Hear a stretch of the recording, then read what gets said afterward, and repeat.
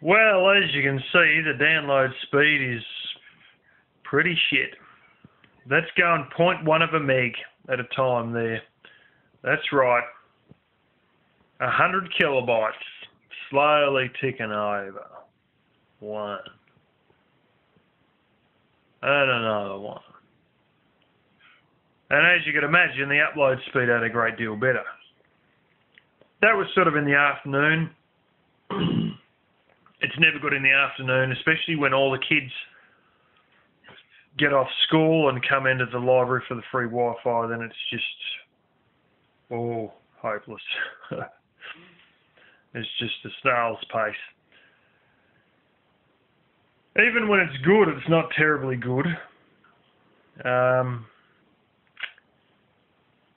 I usually upload, like transfer all the videos off my phones onto my tablet and do that the night before.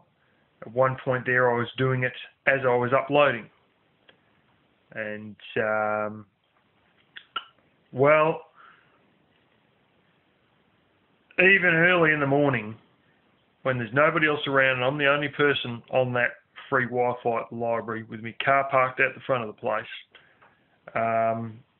my Bluetooth out of this 10-year-old phone and the other phone that I bought in 2010 is actually outrunning the upload speed that I can upload stuff to YouTube on. I'm not joking. If you ever think it's slow to transfer stuff with Bluetooth, don't worry, it's faster than that internet at its best when I'm the only person using it. I could pay $80 a month, but I'd have to wait 4 to 6 months to even get a bloody line connected in here, and then pay $80 a month, and then they'd say, well, how are we going to, where's your PowerPoint to hook your modem into? And all this sort of stuff. I don't feel like paying $80 a month because I've got better things to spend that money on. Although I might be spending just about that going in anyway to the free Wi-Fi. But I had to do groceries and other bits and pieces and hardware store run and everything like that anyway. And yeah, it's the way it goes. So many people keep saying to me, get a better camera. It's not the flaming camera. I've got a HD camera, which I have switched to 640 by 480 in the settings of it, and you get things like the giant pond in the middle of the forest that's done in 640 by 480 with that camera. With these 176 by 144 and the 320 by 240, I think it is, videos, it takes me about 3.5 hours to upload those. That's before I start on any of the 640 by 480 stuff. Yeah. There's a reason for the potato cam, and that's why. Very expensive internet and slow speeds anyway, regardless of, and crap reliability I might add, regardless of what kind of money you're paying, and henceforth, due to the cost of the internet and still not being terribly reliable, well, might as well just go and use free Wi-Fi. As for McDonald's, they claim it's not like in the States where they'll give you, endless run and you can just sit around there using a throttled back thing. It's throttled back, but then it's only 50 meg, but then I can only upload 45 meg. Yeah, that's right. So the so-claimed 50 meg isn't even 50 meg. And I can only get on that in the morning, and, well, it's down the road from the library, so I'm probably driving more miles to get to it than I am to the library. Actually, I would drive more miles. And it'll only work in the early morning, and if I try to get on at 10:30, no. I can't even get on because all the connections are full. So anyway, that's the why I use a potato cam, and that's why I made a little potato cam productions pun. In case you haven't worked out what that's about. I get answers all the time, and I've got to keep addressing it, and I've addressed it once again. Alrighty, I might as well tell you the old laptop's hanging on for dear life. Things aren't going terribly good with all computers. Yeah, may have acquired some sort of a bloody virus on my tablet. Keeps throwing up pop-ups like constantly. When I go into Chrome, I'm just bang. Every time I load a page, I get a pop-up with it.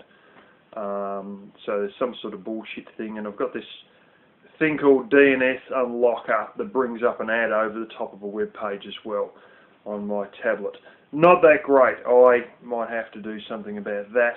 But the tablet's not terribly fast anyway. But I also noticed I went into like your, what do you call it, like your task manager for it, and I have 2 Google Play things, and then I have a third one that keeps starting and stopping, so like continuously, and every few seconds it'll restart itself and then stop, restart itself and stop, and I don't know, but that may be some of this bullshit software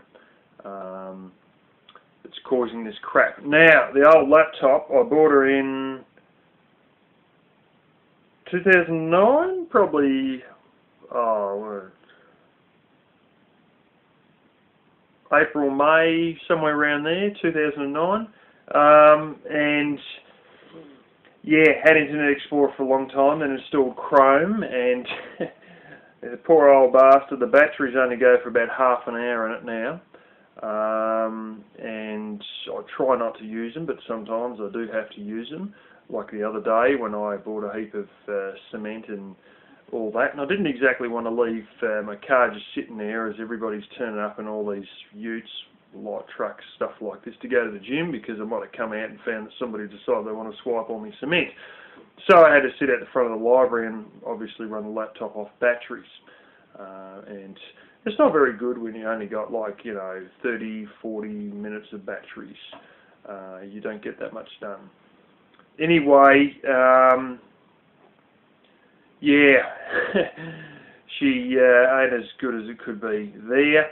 It's also got phishing software on it as well, which I have managed to get Task Manager to deliberately stall the execution of that software, but it's really not fixed. The virus scanner's too old in it. And, well, my notifications have all gone to the shit. If I'm not replying back to comments, don't worry, it's the damn computer. I believe there's been a change in the comments system recently. I heard that a day after I had these chronic issues with the Google Bell and the notifications in that thing. I'd click on to reply, and I'd be typing away to reply to a message. Midway through typing, bang, it'd just wipe it. And it would be as though I got another reply from another message on another video, and it's just decided, bang, it's just going to throw it off the page. And then I'd go click on the bell again, and it'd show it for, bring it back up with all the different notifications all scrolled down, and then that last one, as though I'd already checked it, poof, it just disappear off the list. Then I get the next one, and you go to reply to that, bang, it'll disappear midway through. There was just one shitstorm after another, and there was over 100 of them, and I just thought, stuff it, and I just clicked the little 3 lines bit that just dismisses the whole lot. And it just I was fighting with this bloody thing for an hour and a half, 2 hours, and I just thought, stuff this, I'm not going to do this, and it's getting ridiculous. I go in there and try and upload stuff.